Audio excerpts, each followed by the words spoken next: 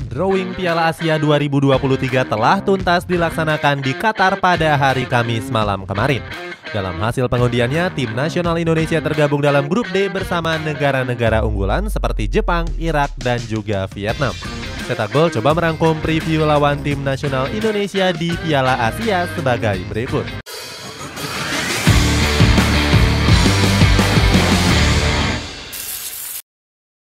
Dipastikan lolos sejak 16 tahun.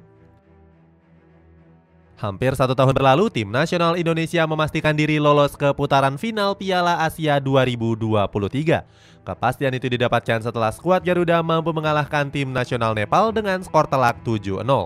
Dengan begitu, pasukan Merah Putih berhasil finish di peringkat kedua grup A kualifikasi Piala Asia. Mereka mampu mengemas 6 poin dan masuk ke dalam salah satu tim runner-up terbaik. Keberhasilan itu disebabkan karena kerja keras para pemain di atas lapangan. Sadil Ramdhani menyebut kalau dirinya dan para pemain harus menghadapi tantangan yang sulit. Pasalnya mereka harus bisa beradaptasi dengan cuaca panas yang terjadi di Kuwait. Selain itu, sang pelatih Sintayong juga punya andil besar dalam keberhasilan tersebut. Pelatih Korea Selatan itu mampu memutus penantian skuad Garuda selama hampir 16 tahun. Terakhir kali Indonesia bermain di Piala Asia adalah pada tahun 2007 saat menjadi tuan rumah bersama Malaysia. Sintayong pun bisa menunaikan janjinya yang ingin membawa skuad Merah Putih lolos ke Piala Asia. Akan tetapi kelolosan itu sempat mendapatkan sindiran dari media Qatar yakni Doha News. Media itu mengabarkan kegagalan tim nasional Kuwait di kualifikasi Piala Asia. Mereka menyebut kalau kegagalan itu menjadi kekecewaan terbesar bagi persekutuan negara-negara Arab.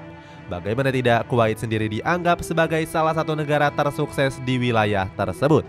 Mereka tercatat telah memenangkan berbagai gelar termasuk 10 Piala Teluk Arab. Di sisi lain, keberhasilan skuad Garuda lolos mendapatkan sorotan dari Federasi Sepak Bola Dunia atau FIFA. FIFA bahkan gak segan-segan memberikan ucapan selamat kepada skuad asuhan Sintayong. Tergabung di grup neraka. Meskipun sudah dipastikan lolos, tim nasional Indonesia dianggap bukanlah sebagai tim unggulan di turnamen kali ini. Hal itu bisa dibuktikan di mana skuad Garuda cuma menempati pot keempat saja. Di pot tersebut terdapat India, Tajikistan, Thailand, Malaysia sampai dengan Hong Kong. Pot tersebut diambil berdasarkan ranking FIFA di mana Indonesia menempati posisi paling terakhir dari peserta Piala Asia. Skuad Garuda yang berada di urutan 149 jadi yang terendah di antara 5 negara di pot tersebut. Itu artinya Indonesia berpotensi akan tergabung ke dalam grup yang berisikan tim sulit. Oleh sebab itu, Sintayong berharap kalau skuad Garuda tergabung dalam grup A bersama sang tuan rumah Qatar. Sintayong menganggap kalau Qatar adalah negara terlemah yang menempati pot pertama. Dengan begitu, peluang skuad Garuda untuk lolos semakin terbuka lebar.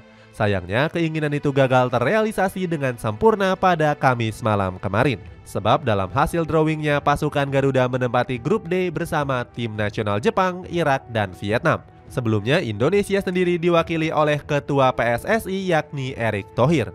Saat itu, Erick Thohir juga turut serta memboyong Sintayong dan anggota Exco PSSI untuk terbang ke Qatar. Meskipun tergabung di grup yang berat, tapi Erick Thohir mengaku nggak gentar.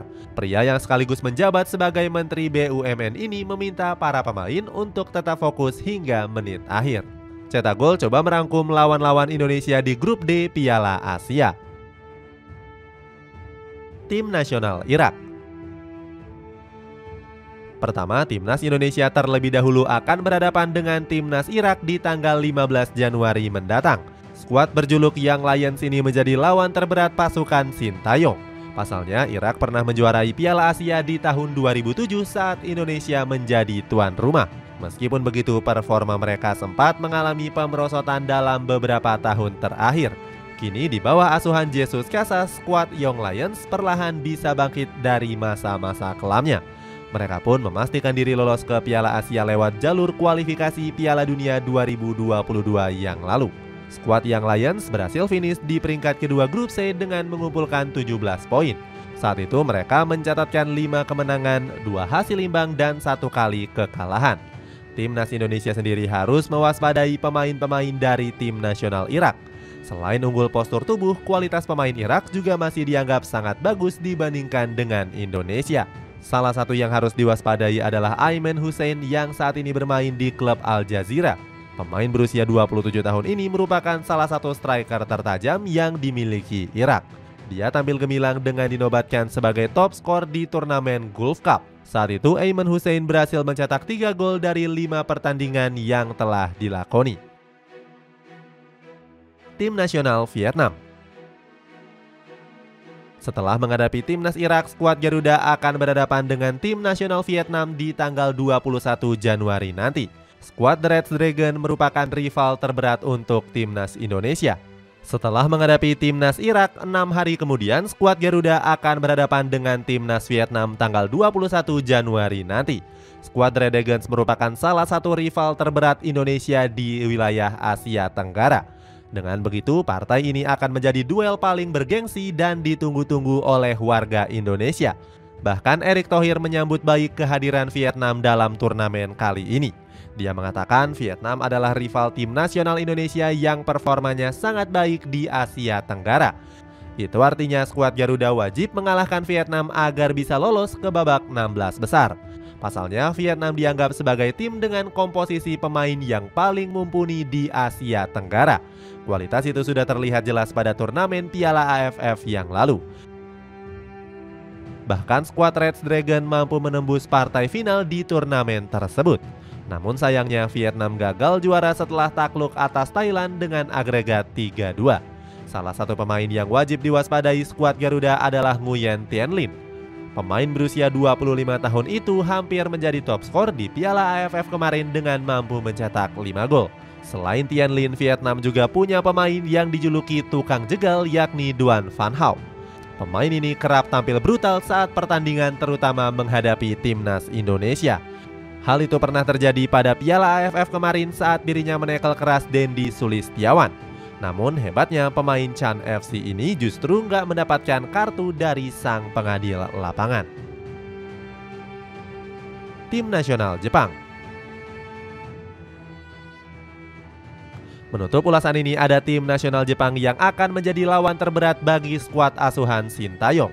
Bagaimana tidak, mereka adalah negara pertama yang lolos ke Piala Asia 2023. Kepastian itu didapatkan setelah Jepang berhasil menjadi juara grup F kualifikasi Piala Dunia 2022 zona Asia.